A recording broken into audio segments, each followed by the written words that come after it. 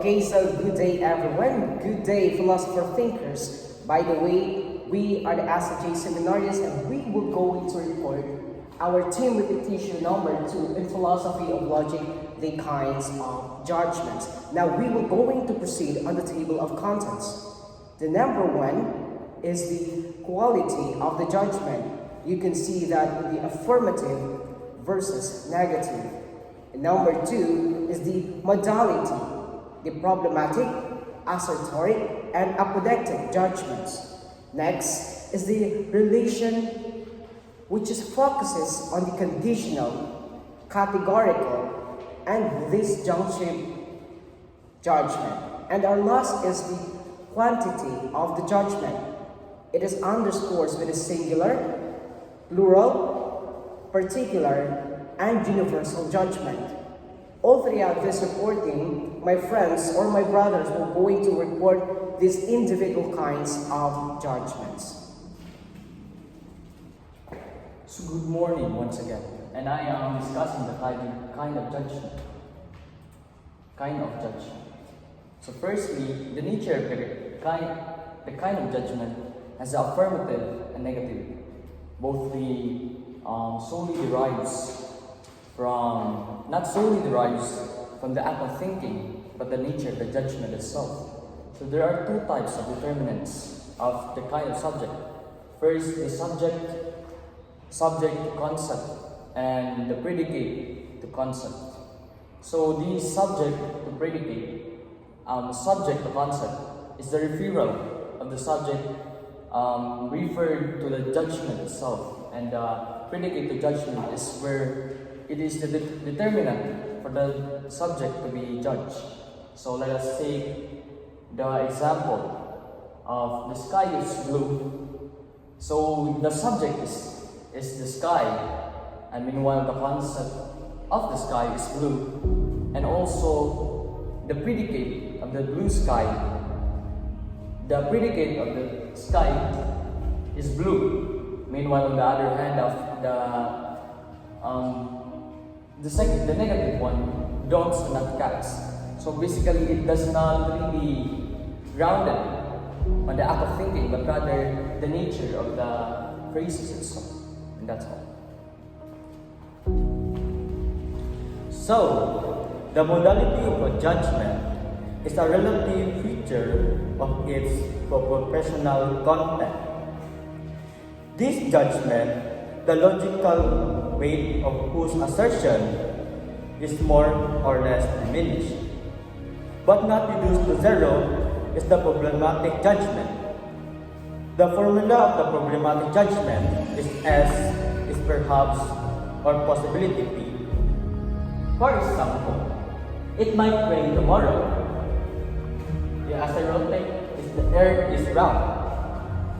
And the apodictic is 2 plus 2 equals 4. And that's all. So moving on, in the relation of the judgments. So in the relation of judgments, there are 3 categories of this topic, which is, allow me to use my phone to conditional, categorical, and destructive. So these 3 types of judgments reflects a different relationship between the subject and the predicate. So by this, let us give an example to explore this relationship in detail using the provided examples. So first, I would like to define what is the conditional judgment. Conditional judgment expresses a relationship of dependence between 2 propositions. So for example, if it rains, I'll stay home. So from the word if it rains, that is the subject, and I'll stay home, that is the predicate. So in the categorical judgment, is the asserts a direct relationship between a subject and the predicate without any condition. So for example, all humans are mortal. So the subject of that example is the humans, and the predicate is the moral. Mortal. And the last is the disjunctive judgments. So, disjunctive judgment is the presence of situations where at least one or two more propositions must be true, more of facts. So, for example, either he is tall or short. So, where is the subject of that sentence? So, the subject of the sentence is he, and the predicate of that is the tall or the short.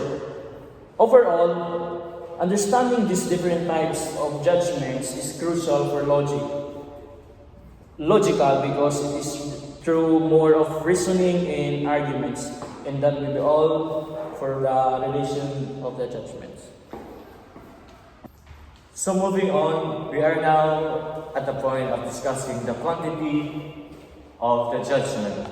So here at the quantity of the judgment, we have the singular and plural, as well as in the traditional logic, we are being taught that there is singular, particular, and universal. So we can see here in the example. So first, in the quantity of singular and plural. So the example stated here is that this dog is friendly. So the subject here, dog, we can describe it as a singular subject. So moving on to the second example is cats and dogs are animals. So the plural subject here are the cats and dogs, which expresses the idea of the plurality of the subjects. So moving on to the traditional concept of logic is the particular. Some people like chocolate. So the subject here is the word some. So we can describe this as the particular subject because of the use of the word some.